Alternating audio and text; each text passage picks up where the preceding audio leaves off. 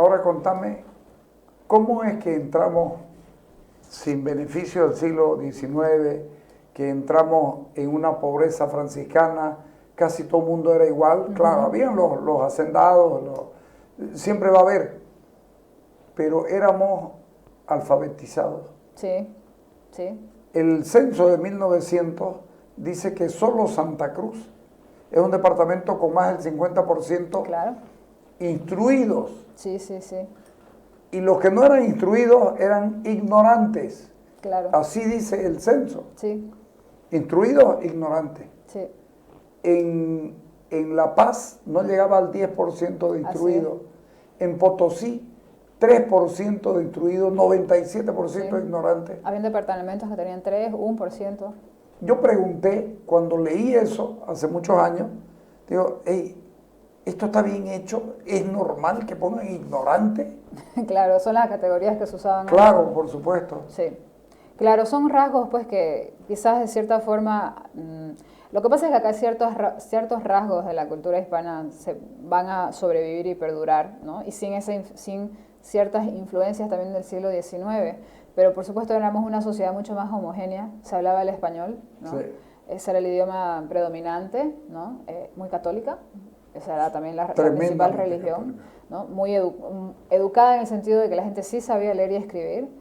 El grado de votación también era muy alto, pero en cuanto a infraestructura estábamos totalmente rezagados, ¿no? No había, es verdad eso de que no habían grifos, el agua era turbia, la gente se moría por enfermedades. El 57 Claro. reclamamos agua, pavimento Sí, y luz. exacto. Cochabamba tenía su tren ya. Claro, tenían alcantarillado, Claro. ¿no? O sea, tenían servicios que eran Y La Paz ni se diga. tranvía, ya tenía Claro. tranvía, ¿no? Exacto. Entonces, ¿qué sucede con la guerra del Chaco?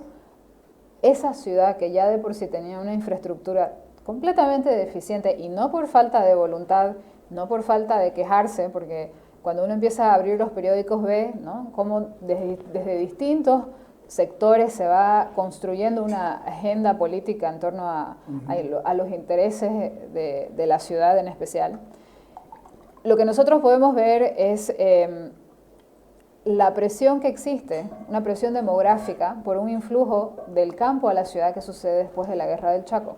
Porque resulta que cuando sucede la guerra se mecaniza parte de la agricultura, porque había que producir más, porque había que alimentar al país. Entonces eso de por sí va a llevar a un éxodo del campo a la ciudad. Ya de por sí éramos una ciudad sin infraestructura alguna. Entonces ese influjo va a causar un estrés muy grande, ¿no? Porque era una ciudad con una infraestructura, yo digo, enclenque, no había infraestructura. ¿De ahí los tambos? De ahí los tambos. Yo he calculado entre un 6 y un 9% de la población en Santa Cruz, en la década del 40 ya empieza a vivir en tambos. Entonces, hay una necesidad imperiosa. Al 9% más o menos. Sí, de la población. O sea, los tambos que conocemos son simplemente el recuerdo de lo que Sí. conocimos, pero llegaron a haber más de 40 40 tambos. Más de 40. En lo que era el centro, ¿no? ¿Cuánto conociste vos? Conocí un par de tambos, ¿no? Hay uno que sigue en pie ¿Dónde? en el centro, en la Manuel Ignacio Sí, Salvatierra. sí, sí. Comercio, si no me equivoco. Tambo Comercio, sí. ¿no? Y es hermoso entrar, ¿no? O sea, Sí, sí. porque es una ventana Había al pasado. uno en la calle 21 de Mayo al final. Sí. Sí. Hay una... Ese lo conocí yo. Yo conocí unos 5 o 6 tambos. Ya. Luego hay otros tambos informales, ¿no? Que ya obviamente no son históricos, pero que sí existen en otros barrios de la ciudad, ¿no? Pero bueno, obviamente los históricos pues son los que estaban en el centro, dentro del primer anillo, y coincidentemente son esos tambos, alrededor de esos tambos es donde también antes estaban las tenerías, que eran los obrajes o curtiembres, ¿no? O sea, establecimientos, podemos decir, industriales. Es muy importante la curtiembre para Santa Cruz. Siempre. Sí. El impuesto a la corambre sí. terminó siendo el edificio prefectural, digamos. Exacto, exacto. Que Claro. ahora es la brigada parlamentaria para los que... Así es. Pero el edificio prefectural se lo hizo... Y uno se pregunta, ¿cómo? Si era tan chico, daba plata como para hacer un edificio de ese tipo. Sí. Porque debe haber sido una obra majestuosa, ¿no? Claro que sí. Peor en esa época donde me imagino que ha debido ser uno de los pocos edificios de 2 pisos, ¿no? Claro. Con ese nivel. Exactamente. Pero esos impuestos, digamos, de que se acoten para pagar algún tipo de servicio, ¿no? O de infraestructura, o inclusive funcionarios, porque La Paz no enviaba y había una necesidad de ello, siempre a lo largo de la historia republicana se pueden ver, ¿no? Una serie de iniciativas como esa. ¿Y las mutuales? Las mutuales hay mutuales ¿Las has estudiado? Sí, las he estudiado. Y en el concreto, las del siglo XX, me enfoqué en estudiar la Mutual Guapay, que también es distinta porque ya es de vivienda, ¿no? Los fondos que maneja no son solamente fondos locales, en realidad vienen de Estados Unidos, traídos por la CACEN, por la Caja de Ahorro y Crédito. Pero el impacto que han tenido siempre ha sido, o sea, desde comienzos del siglo XX surgen Había una estas mutual mutuales. que se llamaba Adolfo Román Hijo. Sí, claro. Hay mutuales un tremendo líder cruceño. Claro que sí, político. Sí. ¿No? ¿Lo mataron? Sí, lo mataron. En realidad su muerte nunca fue esclarecida. ¿En los años 30? 40. 40. Sí. Era un líder político emergente. Dice que es fantástico, ¿no? Así es. A mí me dice el doctor Rolando Roca, Cacho Roca, famoso Cacho Roca, que ahí lo escuchó discursar a mi abuelo Crisanto. Ya. Y que nunca escuchó a alguien discursar como mi abuelo. Mire usted. Yo nunca lo escuché. Bueno, ya yo lo conocí a mi abuelo ya retirado de la política, ¿no? Ya. Así que difícil. Pero un hombre alto, de un carácter muy, muy serio, muy hosco, pero de muy buenos chistes. Ya. Sí. Él se jubiló como parlamentario y siempre que ganó su diputación, ha sido senador, diputado, ministro, cónsul, pero siempre que ganó lo hizo en la oposición. Él es el último jefe en ejercicio del Partido Liberal. Saca tu cuenta. Qué interesante. Mira, qué interesante. Sí. Qué bonito. Así es.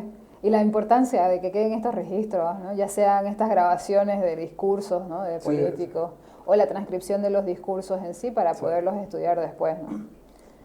Cuando dijiste que ibas a estudiar sociología, aparte de tu padre y tu madre, ¿quién te dijo bien? Claro, porque... Bueno, me preguntaban mucho qué era. Sí, qué era la sociología. ¿Te dijeron comunista luego? No me llegaron a decir eso, pero... Rara, sí. Claro, una cosa medio rara, ¿no? Claro. Sí. Ahora, ¿quién hubiera dicho? Yo cuando estaba estudiando sociología, tuve ¿En la Gabriel? Sí, en la Gabriel. Tuve 2 grandes amores en cuanto a estudios, ¿no? El primero fue descubrir la sociología urbana, ¿no? Cuando tuve la primera clase de sociología urbana me di cuenta que eso era lo que quería hacer. Y el otro fue historia, ¿no? Entonces, especialmente historia regional. Es más, hicimos mi curso hizo que antes en la Gabriel habían especialidades, entonces habían 3 cursos adicionales que se podían abrir para ahondar en 5 áreas de estudio concretas, y una de esas fue historia social. Así que fuimos los primeros en solicitar que se abra historia social.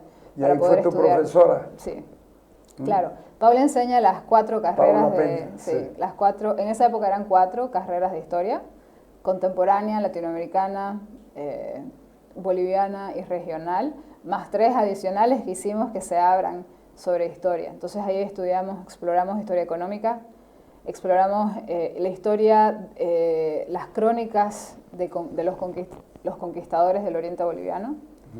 Una recopilación maravillosa hecha por una americana, una historiadora americana que falleció hace unos años atrás, que se llama Catherine Julien, y fantásticas, porque otra cosa es estudiar las crónicas y leer cómo se hizo la conquista, ¿no? Y de nuevo, una cosa es el relato y otra cosa es la realidad, ¿no? Entonces entender la complejidad que era para el oriente boliviano, para cualquier español que estuviese intentando expandir las banderas del Imperio Español en esta parte del continente, lo difícil que fue, ¿no?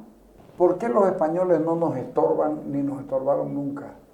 Es decir, nos estorbaron en la guerra de la independencia, pero después como que encajamos o amigamos con ellos. Yo creo que porque no estamos peleados con nuestro pasado, número uno. Ya. Y número dos, porque aquí no llegó del todo la influencia de otros imperios que estaban queriendo hacerse con los nuevos territorios americanos, ¿no? En este caso concreto con los capitales ingleses y con la ideología británica que se esparció por muchas de las nuevas repúblicas. Claro, por ¿no? supuesto. Al estar tan aislados y al estar tan fuera de esos circuitos comerciales, en especial del contrabando, tuvimos un espacio donde simplemente fuimos lo que ya éramos, ¿no? Entonces, no necesariamente tenemos una historia cargada de resentimientos construidos, ¿no? Y en muchos casos artificiales sobre lo que había antes, sobre el Imperio Español. La famosa imperiofobia. Exactamente. De Roca. De María Elvira Roca. María Elvira Roca. Sí. No sucumbimos lo detalla muy bien, ¿no? Lo define muy bien. Exacto. Sí. No sucumbimos a esa ola o a esa fiebre ideológica que sí se esparció, en especial en lugares donde habían intereses británicos de establecerse. Sí. Y sucede que no solamente fue una penetración económica, ¿no? O sea, de capitales, por decir, ingleses, también fue una penetración ideológica y cultural. Claro, Bolívar es influenciado y financiado por los ingleses. Sí. Y se dio cuenta tarde de cuál era lo que en realidad quería el Imperio inglés en relación a lo que él estaba haciendo, su propia campaña libertaria, ¿no? Entonces, claro, iba contra flecha. Se dio cuenta muy tarde. En cambio, el oriente boliviano no tuvo esa penetración ni económica, ni tampoco cultural e ideológica. Entonces, cuando uno empieza a ver la construcción del discurso republicano, ahí se nota, ¿no? O sea, se van notando las influencias de la cultura inglesa, del iluminismo, ¿no? Que no necesariamente era pro-hispana y no necesariamente era pro la cultura que había, ¿no? Entonces, incluso hasta el día de hoy, Carlos, hay mucha gente en el interior del país que le cuesta entender cómo es que nosotros logramos un modelo de desarrollo. Y esto, son casi 400 años de distancia, ¿no? Que hay de una cosa con la otra, pero ¿cómo puede ser posible que nosotros hayamos tenido un tipo de desarrollo con un modelo de gobernanza tan horizontal, donde las decisiones que se hayan tomado hayan sido tan poco segregadoras, ¿no? en su inicio? El concepto del cabildo. Exacto, hasta el mismo concepto del cabildo es un concepto español. Les cuesta entender eso, ¿no? Y en realidad eso, a mí lo que me demuestra, aunque uno les muestre cifras, aunque uno les muestre pruebas, aunque haya alguien que haya sido testigo, que haya vivido ese periodo, aún no la creen. O sea, ni con todas las pruebas del mundo logran o quieren aceptar, ¿no? O sea, es algo que les cuesta tanto entender porque es algo tan ajeno a su realidad. ¿Vos viajaste al país? Sí. ¿Lo conoces? No lo conozco en su totalidad, pero sí conozco la mayoría de los departamentos del país. ¿Qué te faltó? Me faltó Pando y Beni. Y después he estado en todos los demás. A mí me falta Pando y Potosí. Ya. Potosí es hermosa. ¿Qué ciudad más bonita? Pues sabes que me afectó la altura subiendo. Ya, claro, entonces, ese es el problema. No, le dije, volvámonos. Sí. Y a mi hijo le pasó lo mismo. Él fue sí. Ya. Yo no. Claro. Y mira que por vehículo llegué hasta Uyuni. Ya. Pero no pudimos. Claro. Me afectó. Sí. Es que afecta, es duro, claro, el altiplano es difícil. Sí. Pero es fascinante. Para mí Potosí fue como, casi como como estar en Marte, porque claro, uno llega y está el cerro y los ingenios, ¿no? Mineros, y es algo que es tan diferente a al espacio, a la concepción de espacial que tenemos en Santa Cruz, ¿no? Y ya luego esa riqueza arquitectónica que tienen, ese acervo arquitectónico, ese patrimonio inmueble es impresionante. Y bueno, tienen la suerte de que se conserva muy bien porque hace frío y es seco, ¿no? Entonces se conserva en excelente estado. Pero es una joya, ¿no? Es una joya que tenemos aquí mismo. En tus tiempos de estudiante, ¿militabas políticamente? ¿Participabas? No milité, pero sí fui secretaria ejecutiva del Centro de Estudiantes de Sociología. Sí, llegué, sí, ocupé ese cargo. Tuvimos ¿Cuántos eran los estudiantes? Somos una carrera chica, claro, pero éramos como 350 alumnos, ¿no? Y claro, pusimos ese centro de estudiantes de primera, ¿no? Y luego mi gestión logró también tener un curul en el ICU, ¿no? Claro, el Consejo Universitario. Tener un asiento ahí. Y la verdad, la experiencia de hacer política universitaria es muy grata. O sea, la verdad es que aprendí tanto, ¿no? Es un microcosmos, pues, ¿no? La universidad. Y el aprender a hacer política, el aprender a socializar, digamos, ¿no? O a dialogar con tantas personas, con tantos frentes de tantos orígenes tan distintos a lo que uno conoce, es un baño de realidad, ¿no? Y me ayudó muchísimo, o sea, fue una experiencia que valoro muchísimo.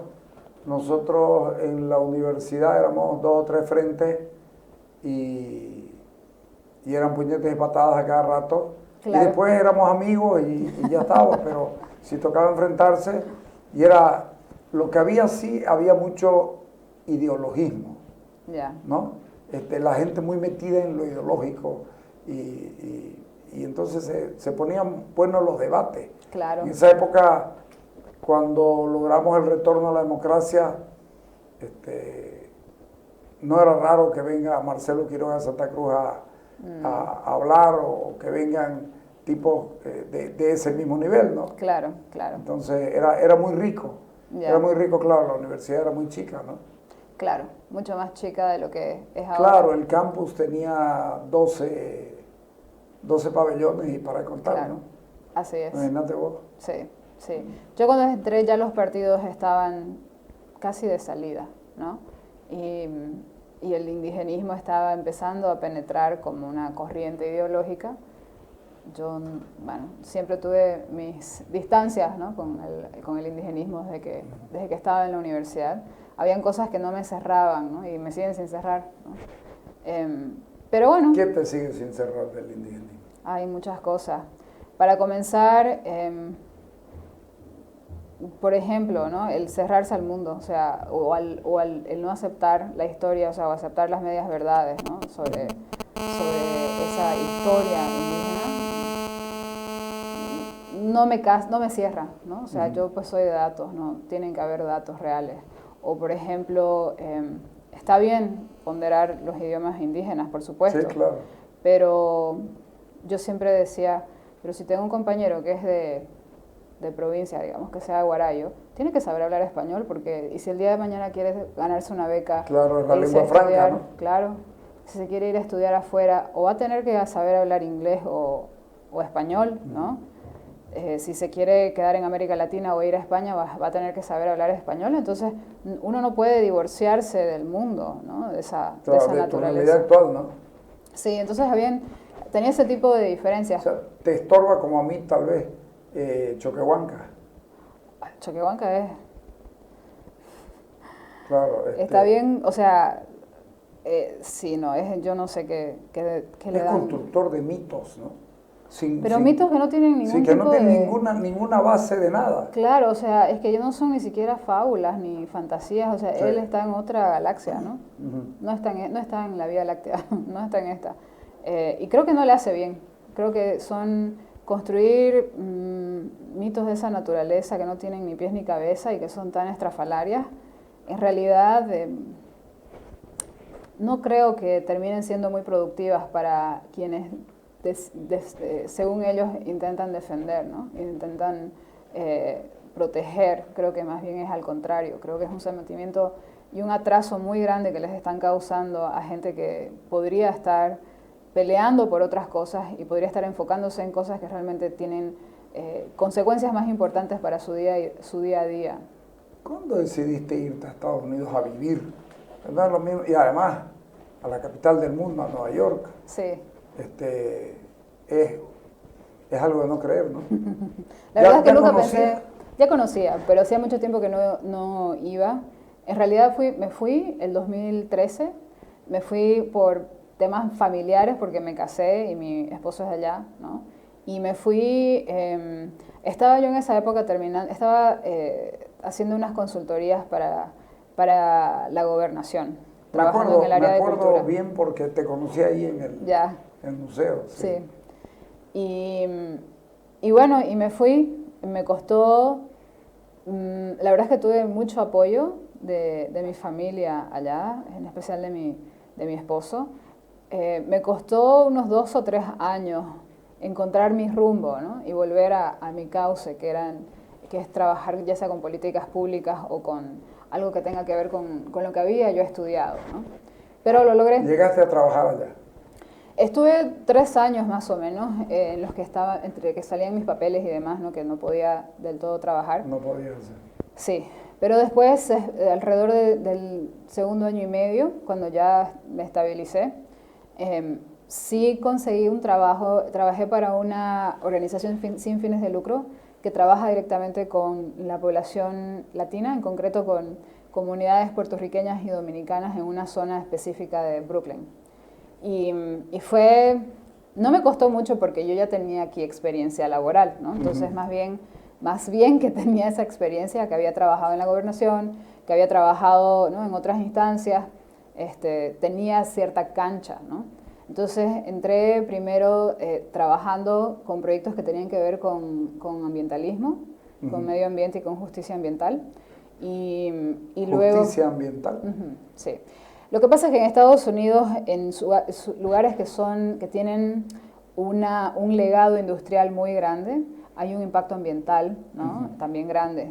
Y generalmente las personas que son más afectadas por eso son comunidades que suelen ser víctimas de racismo. Erin Brockovich. Claro, exacto. Exactamente, sí, a lo Erin Brockovich, ¿no? Claro, porque...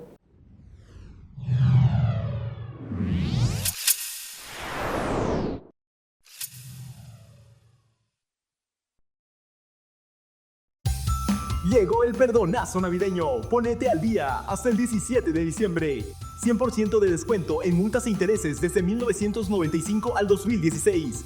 50% de descuento en impuestos municipales e impuestos a la transferencia de las gestiones 1995 a 2015. 20% de descuento en impuestos del 2016 al 2022. Aprovecha el perdonazo navideño. Vení a la Quinta Municipal o ingresa a www.dap.bo. Tus impuestos son obras. Gestión Johnny Fernández, alcalde. En este 2024, como Gobernación de Santa Cruz, impulsamos el progreso de nuestra región con 11 obras, 8 terminadas y 3 en ejecución, impactando en 6 de nuestras 15 provincias, transformando la vida de más de 232,000 habitantes. Además, estas obras aseguran la conexión vial en la mayor zona de producción agrícola de Santa Cruz, garantizando que los alimentos lleguen a la mesa de cruceños y bolivianos. Estamos reduciendo brechas, conectando Santa Cruz, en busca de una mejor calidad de vida para todos nosotros. Sigamos avanzando, Santa Cruz. Llegó el perdonazo navideño. Ponete al día hasta el 17 de diciembre. 100% de descuento en multas e intereses desde 1995 al 2016. 50% de descuento en impuestos municipales e impuestos a la transferencia de las gestiones 1995 a 2015. 20% de descuento en impuestos del 2016 al 2022. Aprovecha el perdonazo navideño. Vení a la Quinta Municipal o ingresa a www.dap.bo. Tus impuestos son obras. Gestión Johnny Fernández, alcalde.